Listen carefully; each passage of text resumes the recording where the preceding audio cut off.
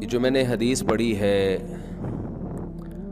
رسول اللہ صلی اللہ علیہ وسلم نے اس حدیث میں وقت کی قدر کرنے کا ہمیں حکم دیا ہے کہ اپنے ٹائم کی، اپنے وقت کی قدر کرو۔ اس قدر کو سمجھانے کے لیے آپ صلی اللہ علیہ وسلم نے 5 چیزوں کا تذکرہ کیا کہ 5 چیزوں کو 5 چیزوں سے پہلے غنیمت سمجھو۔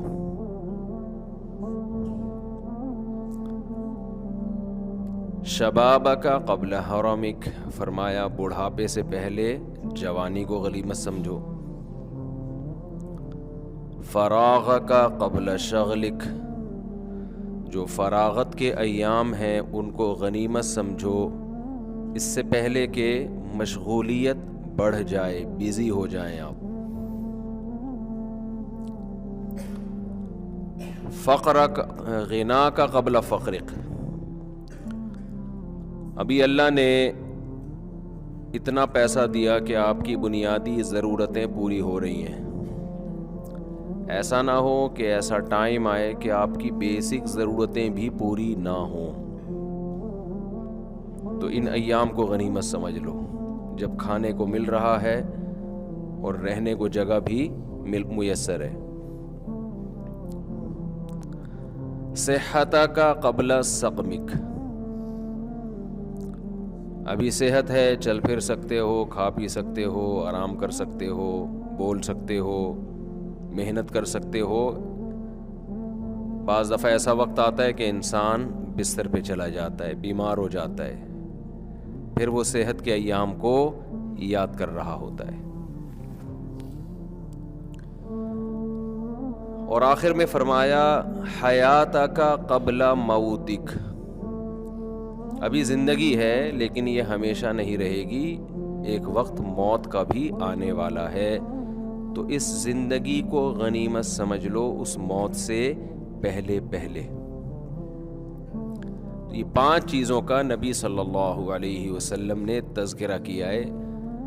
اس کا حاصل یہ ہے، خوب سمجھ لیں، جب بھی حدیث میں کوئی تذکرہ آئے 5 چیزیں یا 4 چیزیں یا 3 یا 2 عدد بیان ہو، تو اس کا مقصد وہ عدد نہیں ہوتا، وہ صرف یاد کرانے کے لیے، ورنہ 5 نہیں سینکڑوں ایسی چیزیں ہیں۔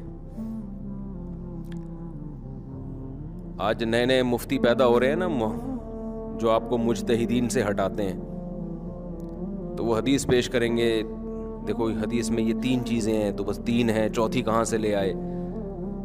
4 چیزیں ہیں، 5ویں کہاں سے لے آئے؟ 5 چیزوں کا تذکرہ ہے، یہ 6ٹھی مفتیوں نے، مولویوں نے خود نکال لی۔ یہ وہ لوگ ہیں جن کو قرآن و سنت کے علاوہ سب کچھ آتا ہے،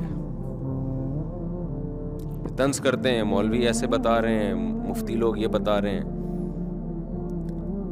اس کی مثال دے کے پھر میں موضوع کی طرف آتا ہوں۔ جیسے نبی صلی اللہ علیہ وسلم نے فرمایا اذا مات ابن آدم انقطع عمله الا من 3، جب انسان کی موت ہو جاتی ہے 3 چیزیں جاری رہتی ہیں اس کے عمل میں سے۔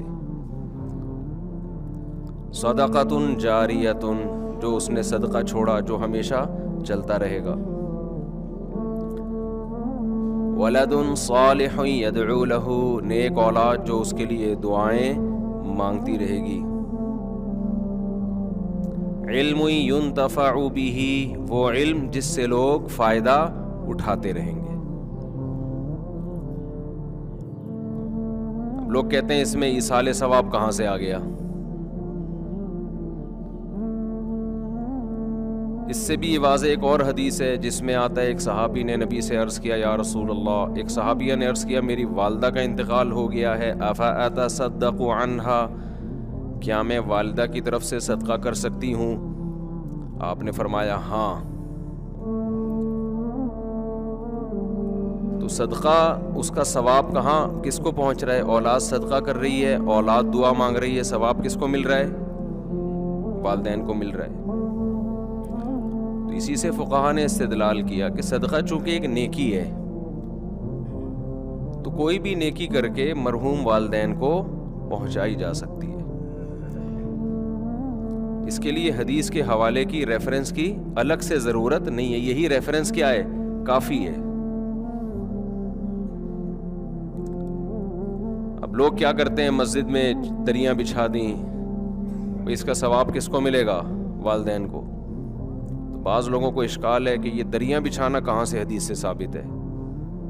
بھئی جب صدقہ کہہ دیا تو نیکی آ گئی نا، اس میں ہر نیکی آ گئی اس کے اندر، اس میں قرآن کی تلاوت کرنا بھی آ گیا، اس میں کسی غریب کو کھانا کھلانا بھی آ گیا، اس میں یتیم خانے میں پیسے جمع کرانا بھی آ گیا، اس میں یتیم خانہ بنانا بھی آ گیا، اس میں کسی مدرسے کے ساتھ تعاون کرنا بھی آ گیا، اس میں 2 رکعت نفل نماز پڑھنا بھی آ گیا۔ کیونکہ اگر آپ کہتے ہو کہ یہ سب کچھ نہیں ہے، حدیث دکھاؤ، تو حدیث میں تو کنواں کھودنے کا تذکرہ ہے، پھر کنویں کے علاوہ تو کوئی ثواب پہنچے گا ہی نہیں۔ اب یہ کتنی عجیب سی بات ہوگی کہ آپ انسانیت کی خدمت کے لیے کنواں کھدواتے ہیں، اس کا ثواب ابا کو پہنچ رہا ہے، سبیل بنواتے ہیں تو اس کا اللہ ثواب نہیں پہنچائے گا۔ کیوں؟ بات تو ایک ہی چیز، ایک ہی ہے نا۔ اور جب کوئی مفتی کہتے نہیں، اگر آپ نے سبیل بنوا دی، کسی سفر میں کہیں راستے میں کولر پانی کا رکھ دیا تاکہ اس کا ثواب ابا اماں کو پہنچے، اگلا کہتے ہے حدیث دکھاؤ، کولر کا کہاں تذکرہ ملتا ہے حدیث میں؟ تو یہ سینس لیس ہونے کی علامت ہوگی کہ نہیں ہوگی؟ تو آج کے جو نئے مجتہدین مارکیٹ میں یوٹیوب پہ آ رہے ہیں نا، ان کا جو سوچنے کا اسٹائل ہے نا، وہ بہت محدود اور فقہی بصیرت سے بالکل خالی۔ وہ ریفرنسز پہ چل رہے ہوتے ہیں کہ دیکھو حدیث میں آتا ہے صدقہ کرنے کا ثواب پہنچتا ہے، تو ریفرنس ہم نے حدیث کا دے دیا صدقے کا۔ قرآن پڑھنے کا ثواب دکھاؤ کہاں ثابت ہے بھائی؟ تلاوت کا ثواب ماں باپ کو ملتا ہے، یہ کہاں ثابت ہے؟ تو بھائی صدقہ نیکی ہے۔ حدیث کا مقصد یہ ہے کہ جب کوئی شخص مر جاتا ہے تو اس کے اپنے عمل کا دروازہ بند ہو گیا، بعد والا اس کے لیے کوئی عمل کرتا ہے تو وہ دروازہ اللہ کبھی بھی بند نہیں کرتے، یہ اللہ کی رحمت ہے۔ البتہ یہ جو حدیث میں 3 کا عدد ہے نا، یہ 3 سمجھانے کے لیے، 3 نہیں، وہ 6 بھی ہو سکتے ہیں، 3000 بھی ہو سکتی ہیں وہ چیزیں۔ اس میں خوب سمجھ لیں کہ کوئی بھی نیکی کی جائے مرحوم کے لیے، اس کا ثواب میت کو ملتا ہے۔ یہاں ایک اشکال ہے کہ پھر صحابہ کرام سے کیوں ثابت نہیں ہے قرآن پڑھ کے بخشنا؟ بھئی صحابہ تو نیکی پہ ہم سے زیادہ حریص تھے نا، صحابہ سے ثابت کیوں نہیں ہے؟ تو صحابہ سے اس لیے ثابت نہیں ہے کہ یہ عمل اجتماعی طور پہ ناجائز ہے، کیونکہ کوئی بھی نفلی کام اس میں اجتماع کے لیے الگ سے دلیل کی ضرورت ہے۔ اگر وہ الگ سے اجتماع کے لیے الگ سے دلیل نہیں ہوگی تو نفلی کام انڈیویجولی آپ کر سکتے ہیں، انفرادی طور پہ آپ کر سکتے ہیں، اجتماعی حیت پہ آپ نہیں کر سکتے۔ تو صحابہ نے چونکہ اجتماعی حیت پہ نہیں کیا اس لیے ثابت نہیں ہے، انفرادی کیا یا نہیں کیا، تو انفرادی عمل بیان نہیں کیا جاتا۔ اب کوئی بھی اپنے والد کے لیے کوئی تلاوت کر رہا ہے کہ اللہ اس کا ثواب اس کو پہنچ جائے، تو یہ تو دل کی چیز ہے نا، اس کو کوئی راوی کیسے ہائی لائٹ کرے گا، کیسے اس کو نمایاں کیا جائے گا؟ یہ تو دل کی بات ہے۔ تو کتنے صحابہ نے نیک اعمال کیے، یہ ثابت ہے کہ انہوں نے فلاں عمل بھی کیا، فلاں عمل بھی کیا، فلاں عمل بھی کیا۔ اب دل میں کیا نیت تھی، اپنے والدین کو ثواب پہنچانا چاہتے تھے یا نہیں، یہ نیت یہ وہ جانے، اللہ جانے۔